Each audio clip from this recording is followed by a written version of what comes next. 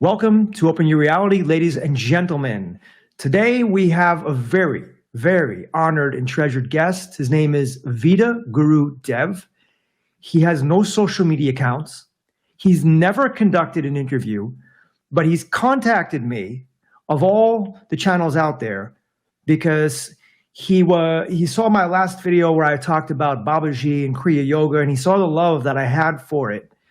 So we had a private conversation before the interview, and this guy is the real deal. This is somebody that has been to the Himalayas. He's met the gurus, and he walks the walk and talks the talk.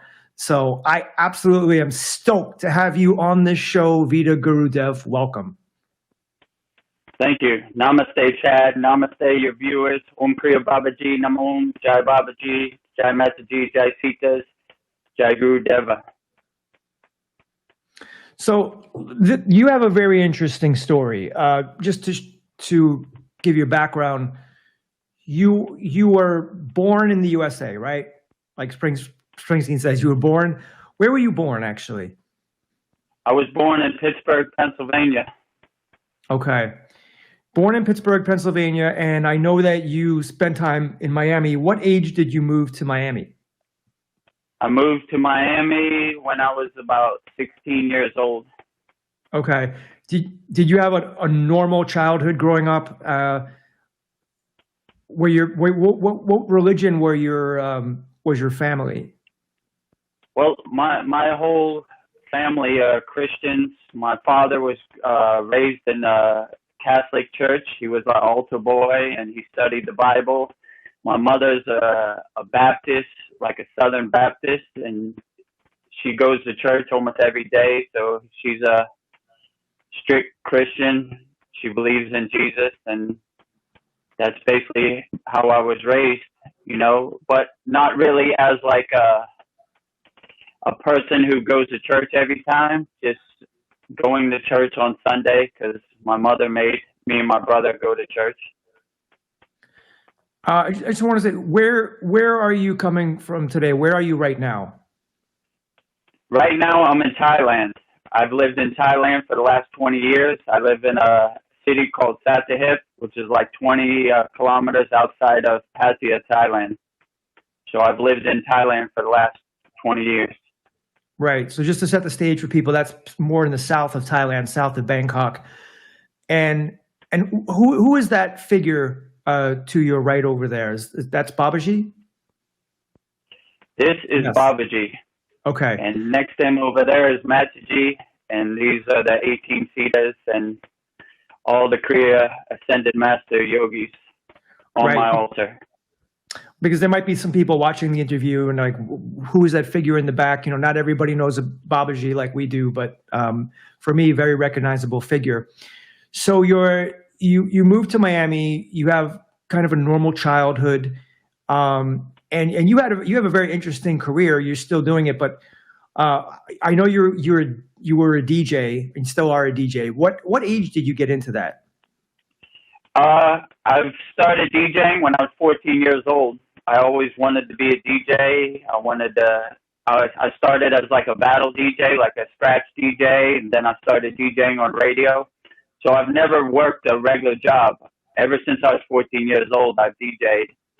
And it's just taken me, I've been over 56 countries DJing. I've won a bunch of international awards. So DJ, basically, my turntables were my passport. That's what I say. So it took me all around the world, and I have a unique journey in Kriya Yoga, which I guess we'll get to later. But you know, coming from the most unlikeliest professions as a DJ to becoming a Kriya Yogi was quite a journey. Yeah, I imagine. So when you didn't really have any spiritual aspirations when you were growing up, or even when you were traveling around the world DJing, right? Like you just living a normal life. You told me in the conversation that you were involved in Maya, the illusion. Right. What were some of your thoughts? Were you thinking about just making it big as a DJ, making money, traveling the world? Was that what you were thinking? I was attached to my bank account. I was attached to my car. You know, I was attached to other people's perceptions. I was totally consumed in the ego life. I treated my body like an amusement park. I didn't care anything about yoga. When I saw yoga on TV, I was like what most Americans thought, like, what are these hippies doing? Downward dog. And it really took my awakening to wake me up and see the thing that I dislike the most is the thing I am. So I totally made a total 180, but how could I say, I never really wanted to be a yogi. No one in my family was a yogi. I have no yogic background, you know, so it was a total 180 I made once I got on the path of Kriya Yoga. And what age did you get on the path, and how did that happen? Well, right now I'm 51 years old, so it was about 10 years ago I got on the path. And basically, the story how I got on the path of Kriya Yoga was basically the nightclub I DJ'd at in Bangkok. I didn't know this at the time, but the owner of the nightclub, he was a Kriya Yogi. He was initiated in Kriya Yoga. So one day he came to me and the manager and the other DJs said, we're going to take a company trip to Sri Lanka. And I was like, Sri Lanka, why do I want to go there? I stay here. And he was basically like, you're going to get initiated into Kriya Yoga. So I didn't want to go. My ego blocked me every which way. And it basically took him to kick me in my ass and say, you're going. And I'm glad he did, because once I went to Sri Lanka, I met my first level initiation teacher. Her name's Kriya Nandama, which is a high-level devotee of Babaji, and her partner is a Hatha Yogi champion. So I basically went there, and I basically went there like, all right, I'm just going to do this so I don't get fired from my job, and, you know, I make my boss happy. And when I went there, I was going through one of the techniques, the meditation techniques, which is basically you clear your mind and you connect with Babaji. And so I was just going through it, like, not wholeheartedly. I was like, they have a technique in first level initiation called Sudi, which is basically detach, let go. So when a thought comes into your mind, your monkey mind, you just let it go. Detach, let go. Detach, let go. Whatever thought, until you're clear and you're like empty and you're ready to connect with the divine. So basically, thoughts were coming in, and I heard this voice, and it was like, you are one with Shiva. And I was like, this is my monkey mind. Detach, let go. And it said it again, you are one with Shiva. And I said, detach, let go. And it said again, you are one with Shiva. And the last time I said, I don't know who this is in my mind, but I came here to see Babaji, not Shiva. And there was a pause and it said, Babaji is Shiva. And once that happened, a big golden sun just came, and I was overcome with emotions. I was crying. My whole shirt was wet. I was shaking. I was like, the best way I could say, Babaji hit me with his lightning bolt. And he said, my child, I've been waiting for you to get on the path. And now you're on the path to Kriya Yoga. And now we get to work. So I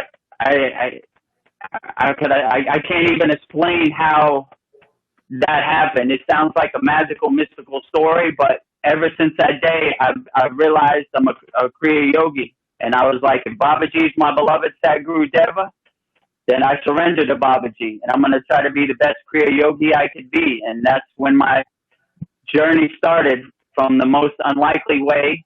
Like I never had any aspiration to ever see Babaji or be a Kriya Yogi or get on this path at all. Like Babaji basically struck me with his lightning bolt, and the thing that you hate the most is what you are. You're a Kriya Yogi.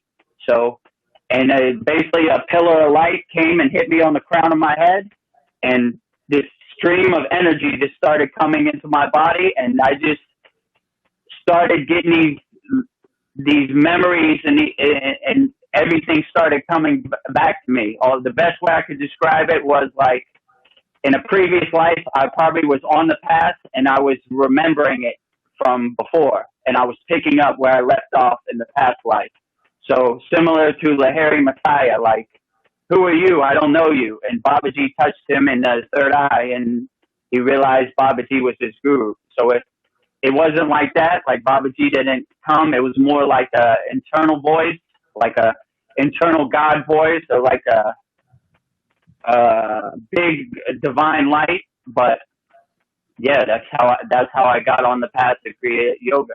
And I fought it. I was like, why would Babaji come see me? He goes and sees other ascended masters, and he goes and sees other people. I'm not on the path. And I began to realize too, like, my body was so blocked up from years of treating my body like an amusement park that all my chakras were blocked, and it was basically like a 2,000 watt electricity coming into a 20-watt light bulb. So I was like, I was crying. I could feel my yoga teacher fanning me, like my shirt was all wet. I don't even know what happened. And when I came out, because my teacher told me, if you see Babaji or you speak to Babaji, don't open your eyes because he'll be gone. And so I was like, oh, hurry up, tell me Babaji.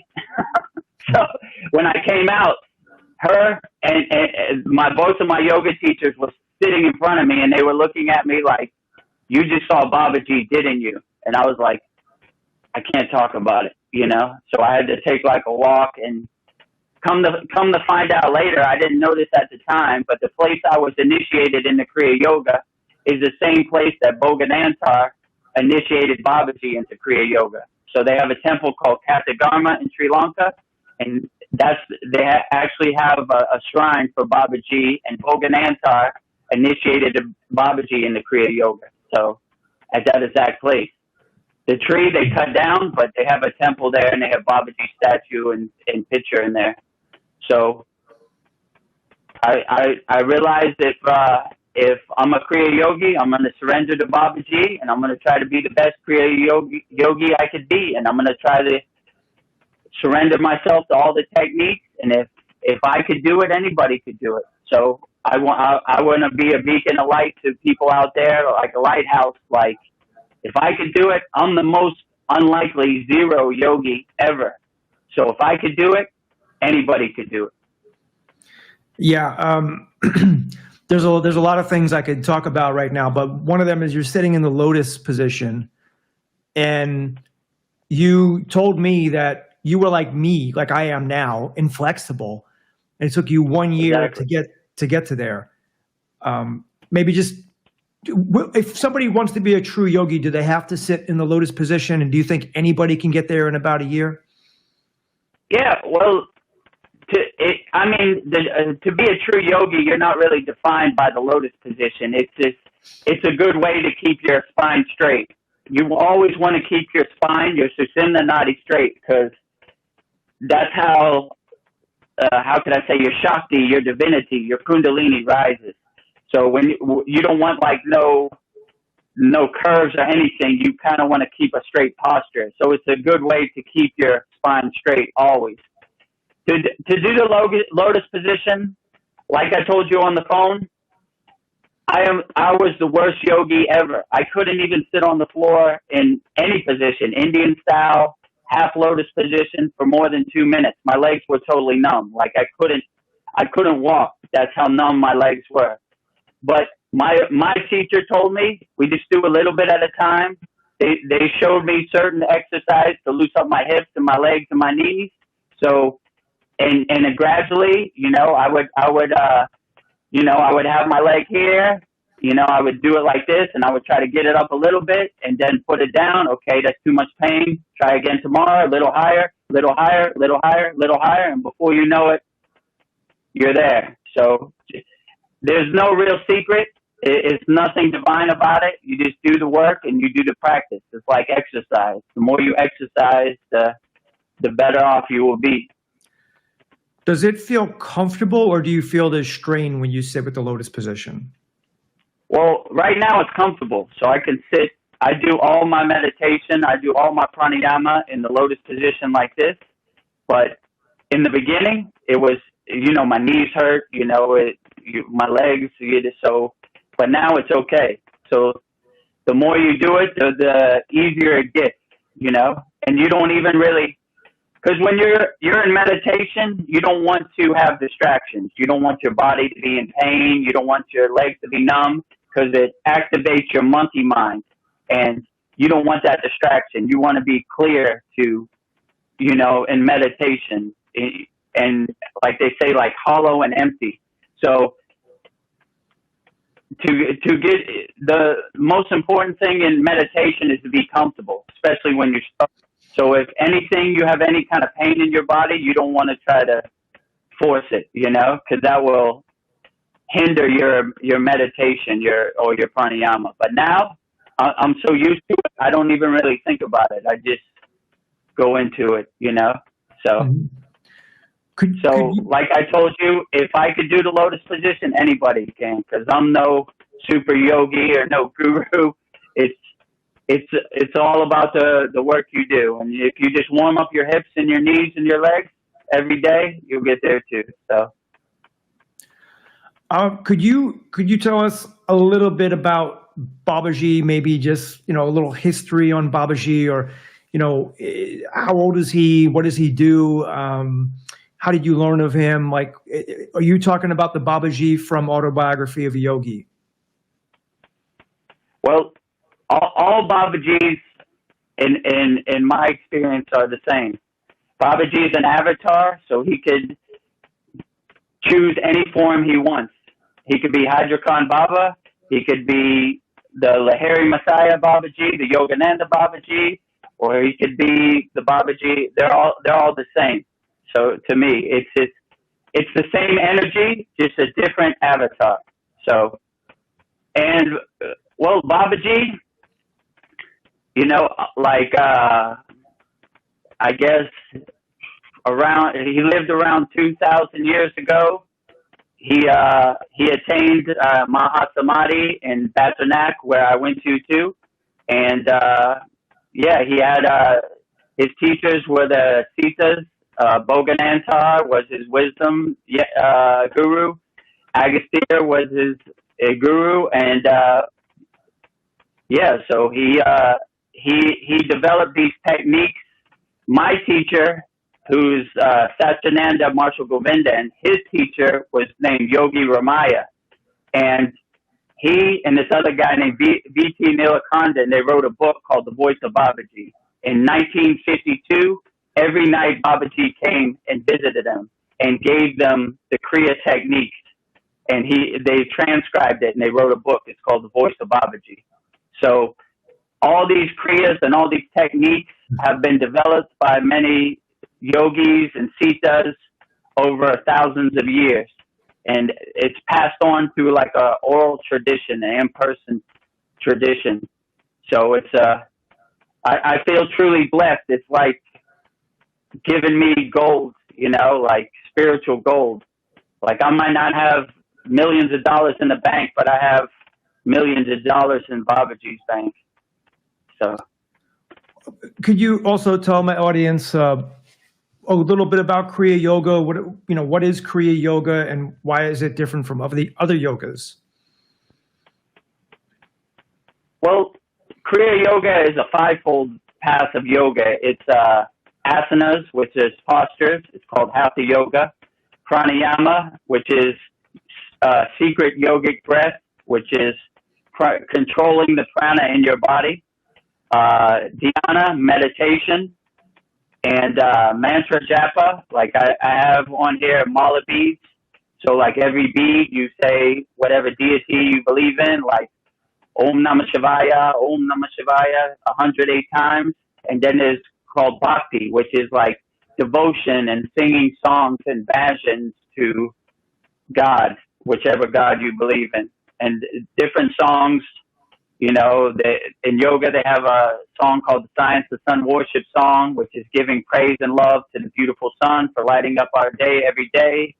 And so, like, these are basically the basic five folds of Kriya Yoga. And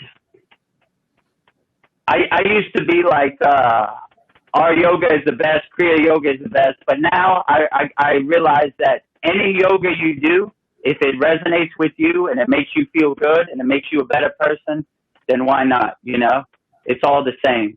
Like, I'd rather you do yoga than do something bad, like, if it makes you feel good, it's the right yoga for you. So I don't, like, there's really no difference for me. It's whatever resonates with you.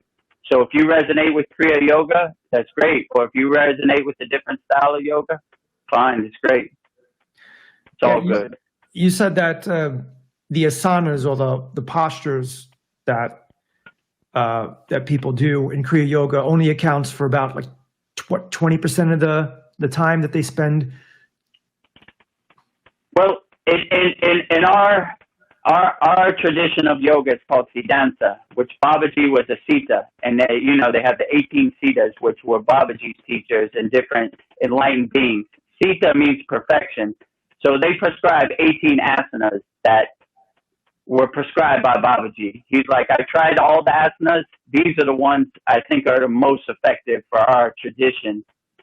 And yeah, so they're all good, but I would say do the asanas that make you feel the best and resonate with you.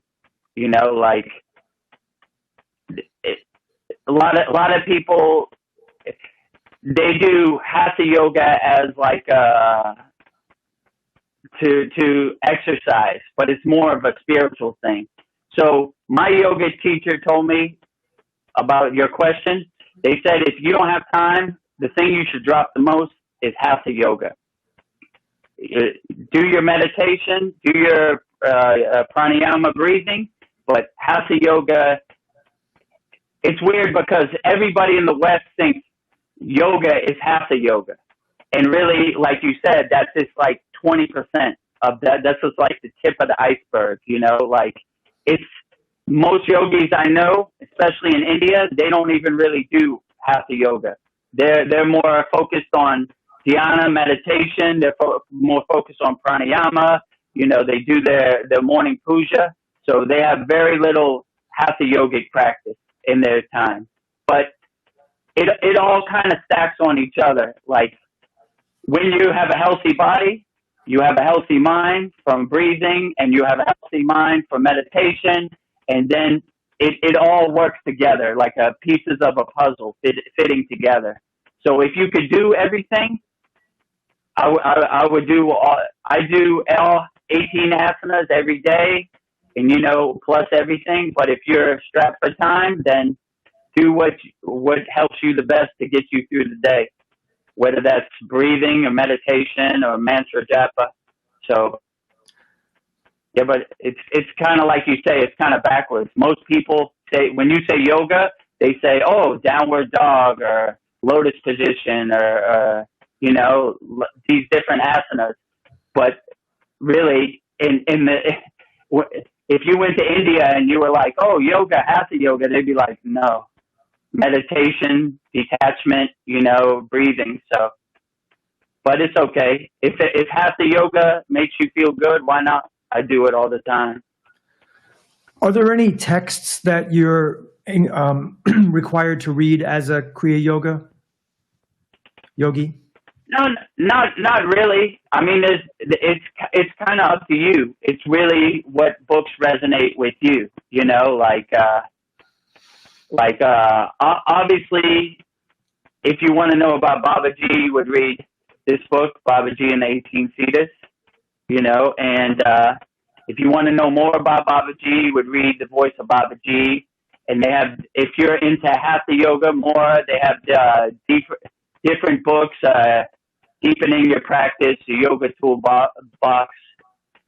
My teacher, they have a website, babajisKriyayoga.net, and they have all their books on there, and they have all the Babaji material. So if you wanted, you could go on there and choose what resonates with you. So I would say to get started in Kriya Yoga, just do what resonates with you. Take one step at a time and see how far you can go. You know, it's not like a mystical thing. You just, you know, when you're a seeker, you seek for knowledge. So if you're into Hatha Yoga, it's a step to get you into the other stages. You know, like I started the other way. Hatha Yoga was probably the last thing I was interested in. I was more interested in meditation, but I started reading the books, and they all kind of lead to each other.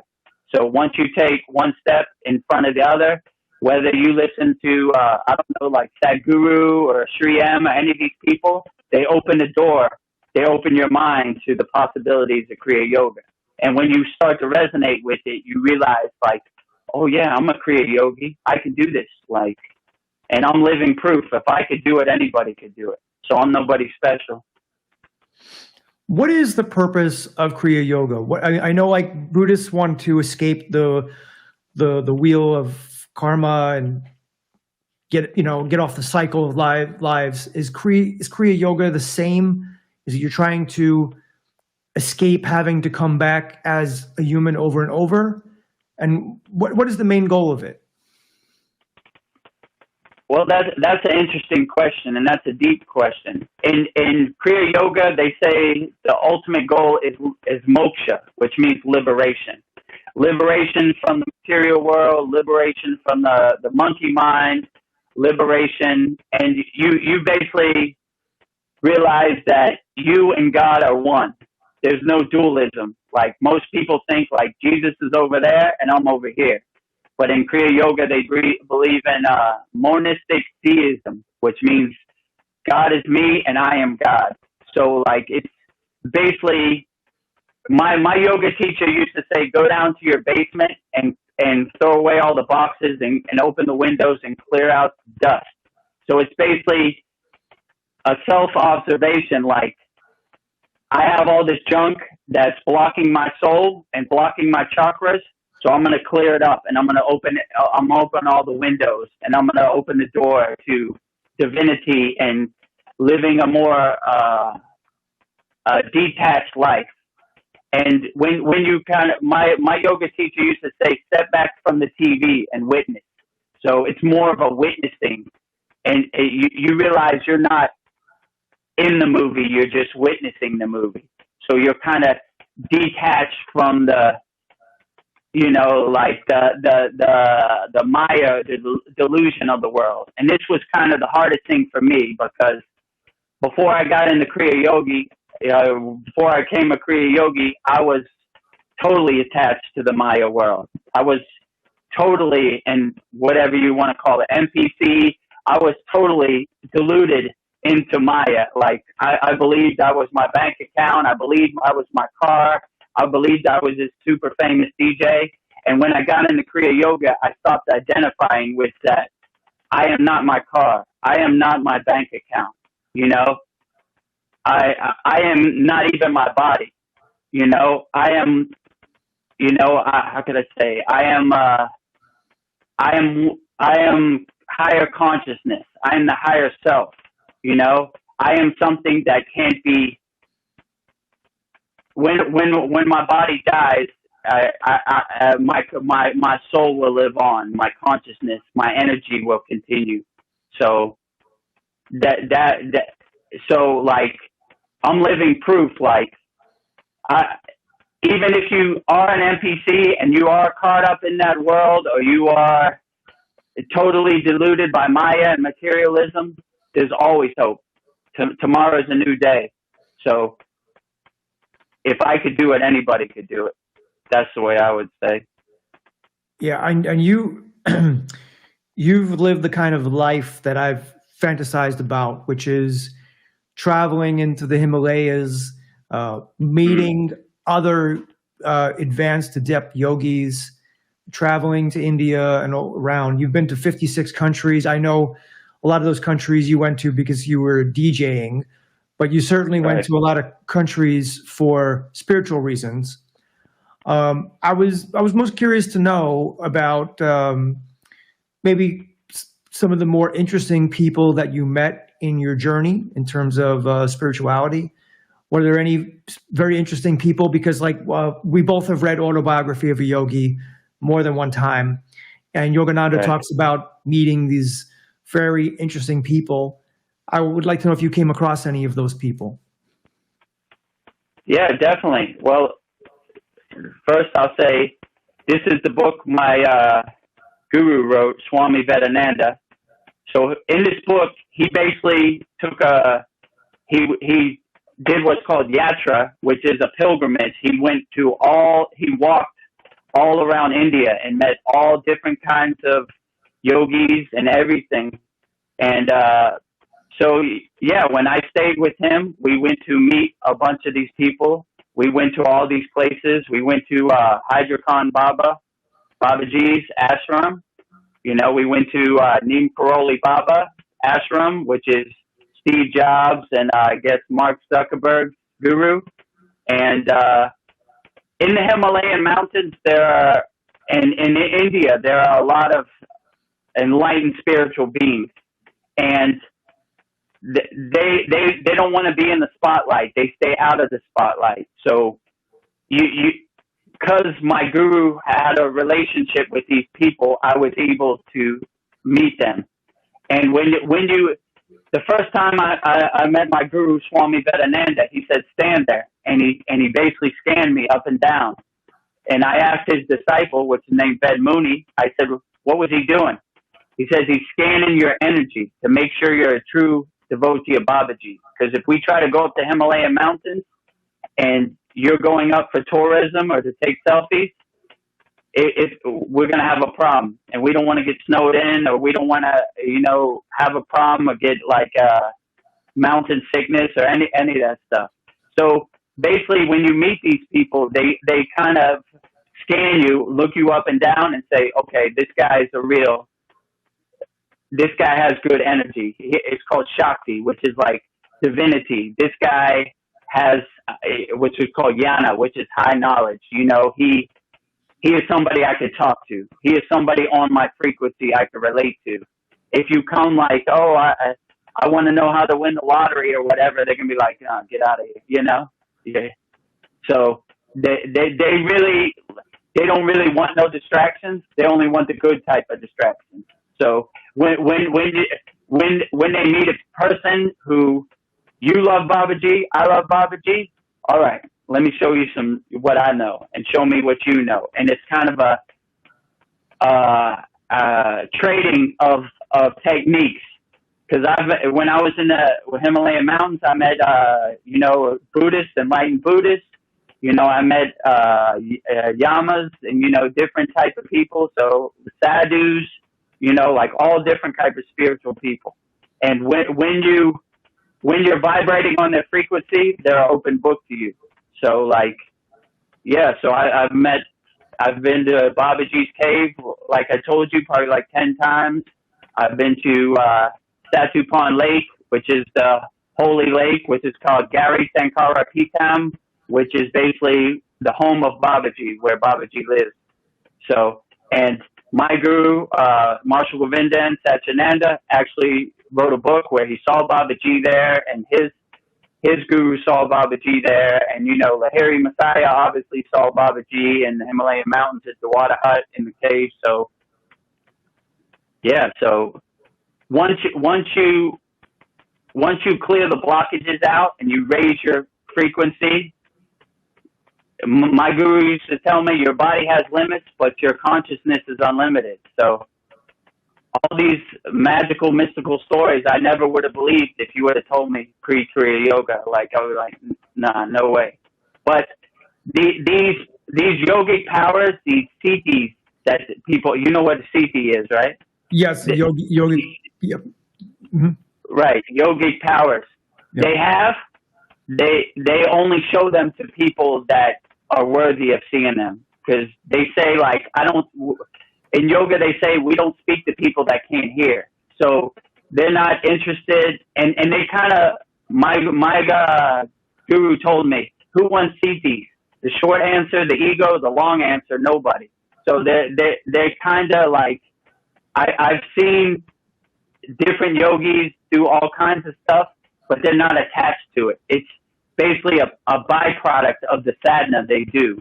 So it's like a gift from God, and they're like, okay, I levitated today, but I'm not attached to that. I'm going to keep going, as far as I can.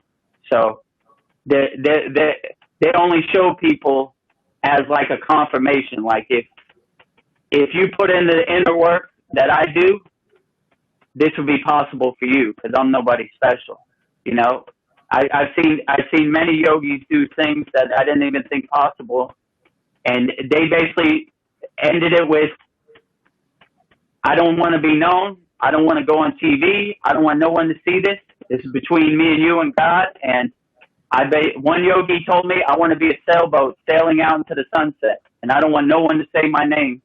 So, like, even the writings of the Sitas, there's very little, because they wanted to live in secret. That's why mostly they go to the cave in the Himalayan mountains, or they go into the forest. They want to be alone and do the inner work, so they could get as far as they can on the path of Kriya Yoga or any yoga.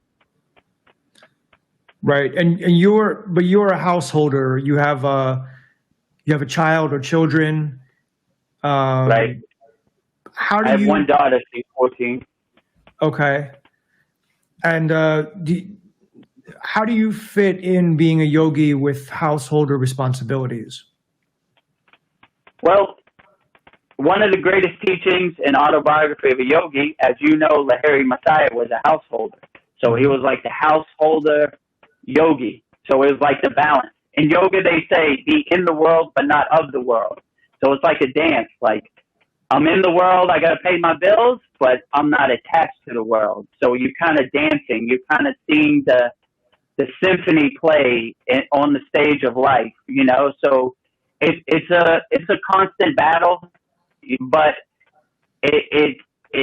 when I went to the Himalayan mountains, I wanted to stay in the cave. I wanted to live there. I renounced the world. I don't want to come back. And the voice in my head, let's say Babaji, told me, you're in the world, but not of the world. Your job is to be a yogi in the world, but not of the world. I would go, I want to be like these guys and just meditate all day and do my kriyas and everything in the cave. He said, that's not your place. Your place is to show the world that you could be in the world, but not of the world.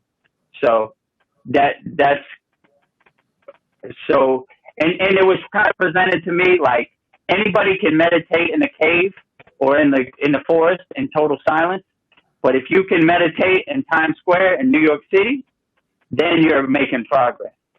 So, they have what's called a kavacham, which is a shield. You put up your yogic shield, and you're not attached to the world. You're kind of witnessing it, detached from the world, stepping back from the TV. Yeah, I have another quick question about Kriya Yoga. Do you have to adhere to any particular diet? Is it a vegetarian diet, or can you eat whatever you want? Well, every time I've been initiated, they eat vegetarian. Every time I go to Himalayan mountains, they eat vegetarian. I've met yogis who are 60 years old who have never eaten meat in their whole life from birth. So mostly yogis, they adhere to a vegetarian diet, and they follow the practices of Ayurveda, which is like a yogic way of eating, yogic diet. But there's really no real guidelines. One of the most famous yogis, his name was Bhoganantar, and Bhogar in India means enjoyer. So he was an enjoyer. He enjoyed his life. He did whatever he wanted, and so he enjoyed his food or whatever he did, and that's how he lived. So a lot of people like to put yogis in a box, like, you have to do this, you have to do this. But it's really whatever resonates with you and makes you feel okay, you know? So if you could eat a diet of meat, maybe. If you can't eat a diet, it doesn't balance with you, then do what's best for you, what resonates with you. There's really no rule set. Or I always like when people tell me, like, oh, yogis don't do that. Yogis don't DJ, or yogis don't do that. Yogis do whatever they want. There's no rule, you know? They have a good saying, like, and I like to use it. It said, when they ask a yogi about God, it said, a God defined is a God confined. Like, I can't put, yogis are all kinds of people. They can't be put in a box. So there's really no rule set. It's whatever resonates with you and makes you feel the best. So what is your current routine like in terms of your Kriya yoga? Do you do it morning and evening? When do you meditate? When do you do your asanas? What is it like? So I do my 18 asanas in the morning for 1 hour, all 18 asanas. I do my pranayama breathing, probably like 30 minutes in the morning and night. I only do the asanas in the morning, but I do the pranayama and dhyana and the mantra japa and bhakti in morning and night. So probably in the morning I do like 3 hours, and night I probably do 2 hours before I go to bed. That's my usual sadhana routine. And once I've been through all 3 levels of initiation, so I've learned all the kriyas and everything. So you kind of form a daily sadhana, which you say, okay, this works for me. You know, that's what I'm going to do. You know, so I incorporate that, and they have different meditations for different days, so you don't get bored, and you know, different pranayamas for different days. And how long would you say of those 5 hours you spend in meditation?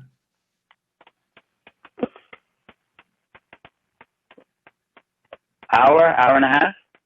Okay.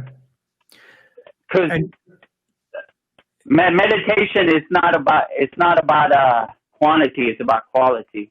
So, when you start meditation in dhyana, they have a technique called sudi, which is basically your monkey mind. Whatever thoughts come in, you detach, let go, detach, let go, detach. When you have no thoughts, you're clear to meditate. Because if you have a monkey mind, it's going to be hard to concentrate. So I really don't do sudi that much anymore. So I'm to pretty much a point where I just kind of meditate, and however long it takes. The highest form of meditation in Kriya Yoga is called samadhi, and once you reach the state of samadhi, it's called the breathless state of communion with God. Your breathing slows down. It's so thin that people think you're not even breathing. So you're basically like a statue. You're there, but you're not there. And time, weather, hot, cold, nothing, pain, nothing matters. You're totally in that space of samadhi. So there've been, most of the times, if I have something to do, I have to set an alarm, because once I go into samadhi, it's hard to come out. You need something to make you come out, because you're so focused in that state of samadhi where nothing matters, you know, like nothing can bother you. In yoga, they say, make your samadhi so strong that even if it's the end of the world, it can't shake your samadhi. So no matter what happens around you, you have you're inside yourself, in you, as you, and nothing can shake you. So the highest level yogis I've seen, they basically they're sitting in a statue, like as a statue. They're there, but they're aware. Like if you touch them, they're aware, but they're not there. They're so focused that they're in a breathless state of communion with God. That's how in Kriya Yoga they say. So it's basically you're not stopping your breath. You're making your breath so thin that you look like you're not even breathing and you're not even moving. You're just basically a statue. So when you're in communion with God, being that you've been meditating for about an hour and a half, 2 hours a day for 10 years now, do you go someplace? Do you see figures? Or is it just a quiet stillness with a feeling? Is it like a dream where sometimes you see things or you go places? What is it like? It's a little bit of both. There are days that nothing happens. The best way I could say it, it's kind of like sunbathing in the grace of God. You're just kind of like,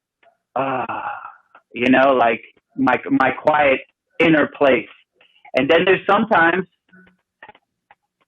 because they say open the crown of your head, and they say the crown of your head is where God can come meet you. So when you open the crown of your head, sometimes you receive messages. Like when I went to the Himalayan mountains, this message was conveyed to me in dhyana, in meditation. And so like you kind of open the phone line for God to call you if there's something he needs to tell you. So like it comes to you. You're clear. You don't have no monkey mind. You don't have no distractions. You're clear. So if there's a message that from a higher plane needs to be conveyed to you, you're open to that. If there's not, then you just enjoy the grace of God in samadhi, So that's the best way I could say it. And it's a blissful state of nothing can bother me. That one of the most famous yogis is named Ramayana Maharishi, right? And he said when the newspaper in India asked him, how would you describe enlightenment? He said, nothing can bother me. So you're just in that state where nothing quite matters. You're aware, but you're not. You're aware, but you're in the world, but not of the world. You're like in yoga, they say happiness is internal, not external. So when you reach that place inside you, as you, then nothing can bother you, which takes a little bit of work because there's a lot of distractions out here. So, but it's possible. If I could get there, anybody can get there. And our yogis do believe in reincarnation, don't they? Yeah, they do believe in reincarnation. They believe that as long as you're on the hamster wheel of Maya, you'll reincarnate. But when you realize you are God and God is you, and you connect with your soul, you break out of that hamster wheel. So that's the best way I could say. Like you reattach yourself to the source. Like how they say in yoga, they say you add your drop of water to the ocean of God. So, and that's what they say. I mean, it's my opinion. That's when they say your cycle of reincarnation is over. Once you realize you are God and God is you, and Earth is basically a testing ground to evolve your soul. And once you realize that your soul is immortal, then you break out of that cycle. Do you think that you'll be able to break out of the cycle, being a Kriya yogi master? I mean, I hope so. I believe that the progress I make in this life, if I do reincarnate, I pick up in the next life. So how far I could go in this life determines whether I will reincarnate or not. So that's basically, that would be the goal, to get as far as you can. And if you break out of the cycle and you realize your inner self, you realize, God realization, then hopefully, you can break out the cycle. Like I said, one of the highest goals in yoga is liberation, which is called moksha. which liberation from all your desires, liberation from your ego, liberation from your physical body. So like they have many techniques. They have one technique, it's called neti neti, which means not this, not this. So it's basically like, I am not my body. I am not my car. I am not my bank account. I am not any of this. I am one with the soul, you know? So that's how I would put it. Mm-hmm. And in terms, you've been on the path now for 10 years in terms of Kriya Yoga. Mm-hmm. And Yes. do you see yourself remaining a Kriya yogi for the rest of your life? Yes, I feel like it's a lifelong journey, and I'm going to be a yogi as far as I'm going to take it as far as I can. And instead of people telling me about it, I want to experience. Like a lot of people say, yogi should do this or yogi should be this way. I want to know, like, this Kriya works for me, I'm going to keep it. This Kriya doesn't work for me, I'm not going to keep it. So basically, I'm a seeker. I'm trying to, if Babaji cleared the path for me, I'm trying to go as far down the path as I can and see where it takes me. And I have no regrets. Like, best thing that's ever happened to me is realizing I'm a Kriya yogi. So, you know, so it's a great thing. So it's basically like Babaji gave me a big bag of money. It's even better than a big bag of money because these are techniques that you carry with you your whole life, and you evolve it, and you evolve your soul, and you wake up from the dream. In yoga, they say we're all dreaming with our eyes open. So you basically wake up from the dream, like, you know, I am not attached to any of this delusion out here.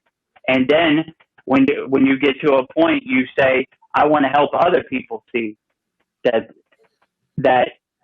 Kriya Yoga is not a mystical thing. It's for everybody.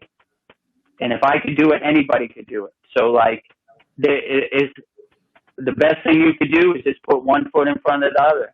Like, I don't care how you get on the path. If you maybe saw, like, some video on YouTube or however, it's one step goes in front of the next. And then before you know it, you're on the path, and next thing you know, you're in the Himalayan mountains. Mm-hmm. Yeah, I mean, I found that to be interesting. Like, how long did you spend in the Himalayas?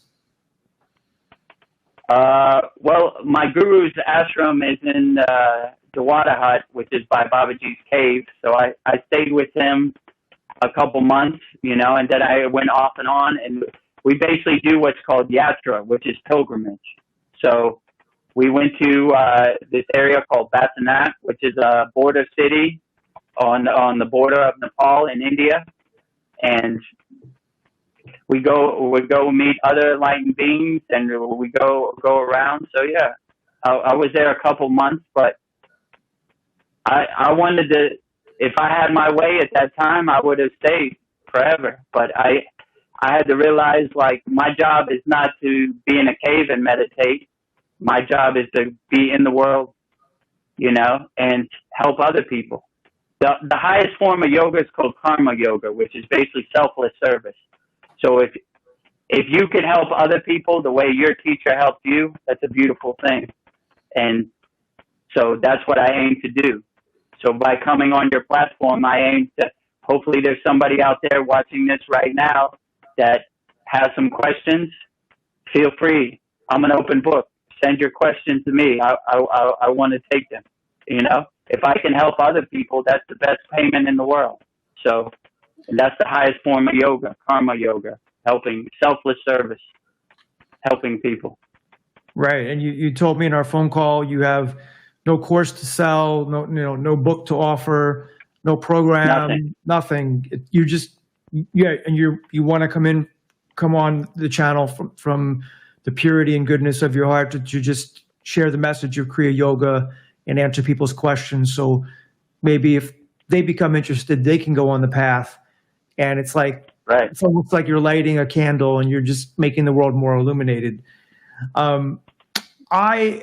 if my viewers, if you guys are watching, have any questions, drop them in the comments section, and I'll be glad to have Vedagurudev back on to answer them. Maybe I missed something. I can't always get everything in the interview.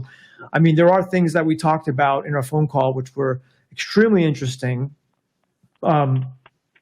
especially Thailand. But I have more questions myself. And I don't know if we have time to get into them today because yeah, we have time. Give me all your questions. I take them all. we have time, but like I'm fading out. I've been up almost 24 hours now, and I did something crazy today. I was on the tennis court for 8 hours straight, and the gym before that. So I felt I didn't want to let you down. I wanted to come out and do this interview because we had talked about it, and I said, doesn't matter. It's 5 a.m. I'm going to stay up all night to do this, but I do have to wake up in a couple of hours. But we could definitely do this again soon, and I'm very curious to know what kind of questions, and maybe I'll have more questions as well. There's a lot of things I want to know. Like you said that you stayed in the Himalayas for a couple of months with your guru. Were you in a cave, or were you staying in a room in an ashram? Like what? Well, his ashram has like 5 rooms where his disciples stay with him. But when I went up the Himalayan mountains, I slept in the cave. So I slept in the Azak cave where they say it's called Satupan Lake, where it's basically 25 kilometers, maybe more than that. It's like 25 kilometers up the Himalayan mountains, and it's a holy lake, and it's the lake they say Arjuna from the Bhagavad Gita bathed before he went into moksha. So like when I was in the Himalayan mountains, there are no hotel rooms, so you sleep in a tent or you sleep in a cave. But that was perfectly fine for me. Like I had the best sleep of my life sleeping in the cave because I was in the abode of Babaji. So, did you sleep? What did you sleep on? Did you have a mat or just air mattress? No, they have like a thin blanket, and you sleep on the rocks in the cave. Wow. So I slept on the cave. Wow. My bed was the rocks of the cave. So it's freezing up there, so you have like a little blanket, but you basically sleep on the cave, and So the cave is just open. You don't have something to close the. They have like a little kind of like piece of cloth that kind of closes it because the wind is brutal up there in the Himalayan mountains. So basically, this lake I went to was basically the same elevation as base camp of Mount Everest. So wow. The wind, the rocks, the snow, the cold. But I wasn't really attached to it. Like I was in a blissful state, so I felt great up there. So I didn't even want to come home. And even my father told me at the time, he said, I had a dream that you were never coming home. So he was like, I'm glad you came back to the real world. But if Babaji would have said, stay here, I said I would have been staying there. So, but how do you get food when you're there?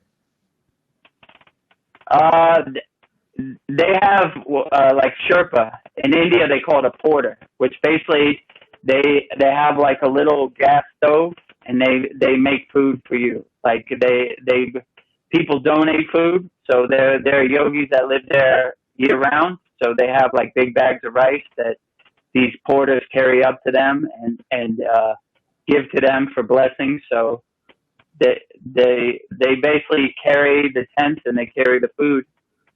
So they make food when you wake up, and you basically go up the mountain from like 6 a.m. to 6 p.m. So sun up to sundown, you go into the mountain. So when you wake up, they make food and they pack all the bags and pack all the tents, and you walk further. And then when the sun goes down, you go to sleep and wake up and do it again. So And when you're up there, they have like a little bit of food. I mean, you don't eat good food, rice, lentils, like, but you're not going to die. So And you would what was your routine like? Did you meditate most of the day in the cave, or did you do asanas?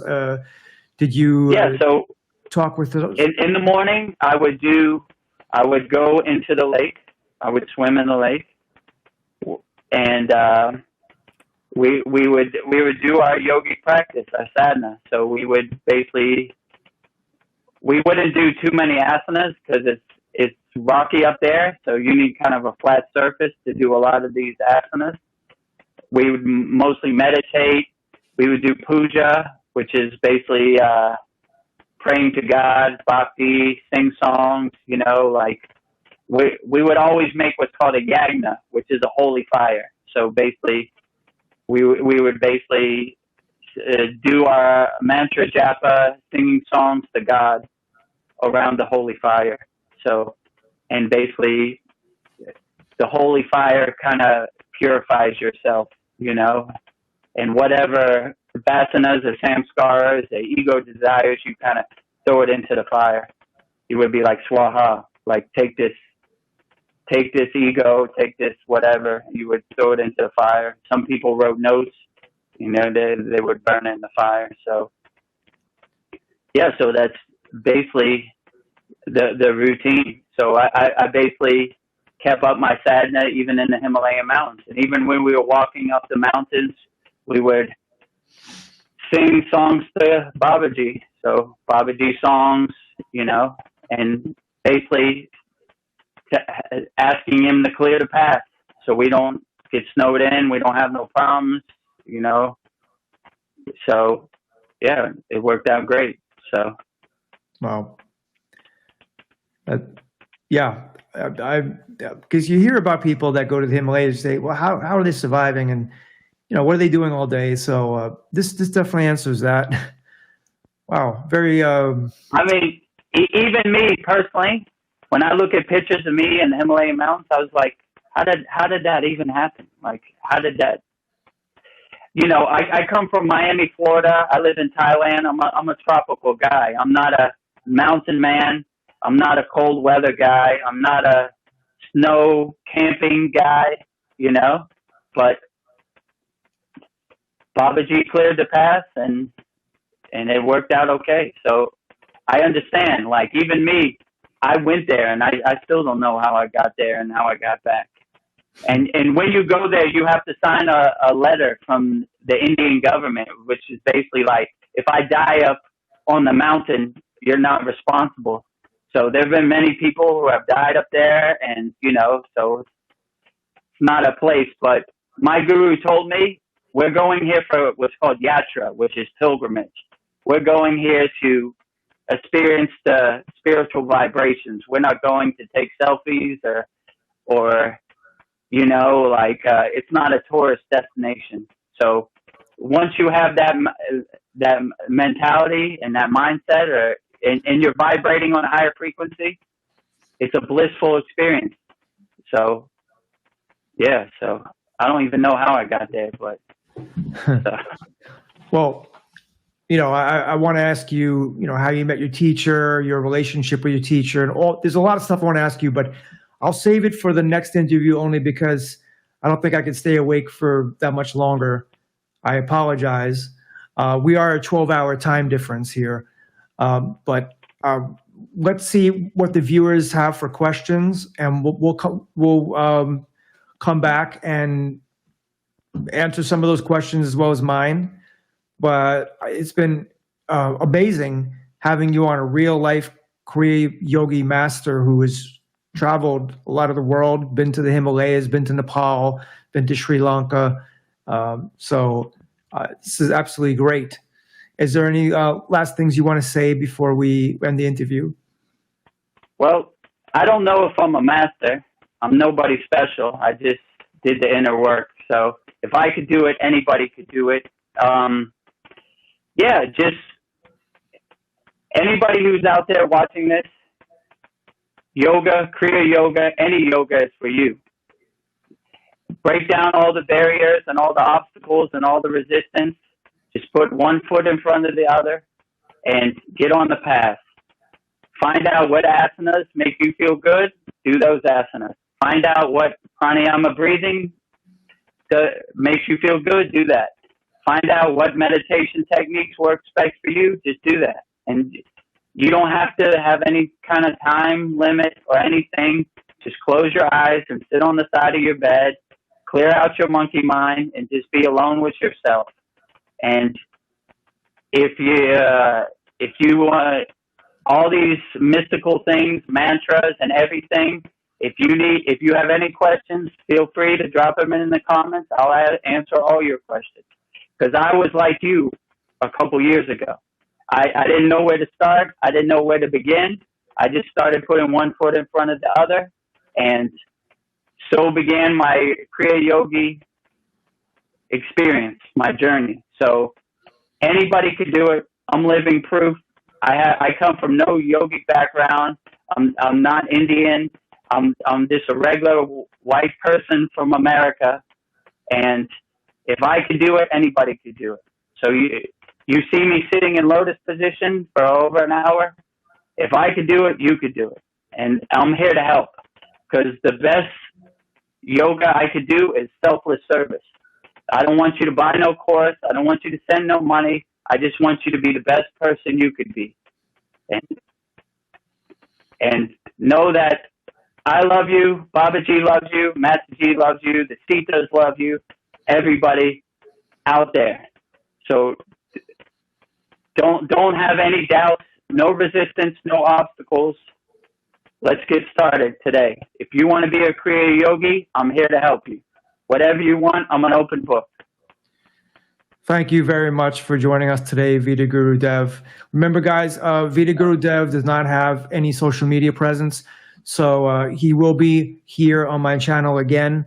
So this is really the only place that you could reach out to him. But I would like to have you back on very soon, Vedagurudev, for sure. So yeah, no problem, anytime. Before you go, Chad, I just wanted to tell you something. I have a message for you. I appreciate the work you're doing. You're doing really high spiritual work. And when I saw your video of Babaji and you talking about Kriya Yoga, I was really touched. And I said, if this guy loves Babaji, I love him. And I know there's some financial difficulties in your life, but the work you're doing on YouTube and the people you're touching around the world is way more powerful than any financial gain. So I wanted to tell you, Chad, I love you, and I appreciate the work you're doing, because you're doing great work. And anybody that loves Babaji, I love them also. Thank you. Namaste, Vedagurudev. Thank you very much. Namaste. Om Kriya Babaji Namom. Jai Babaji, Jai Mataji, Jai Sitas, Jai Gurudeva. Om Shanti, Shanti, Shanti.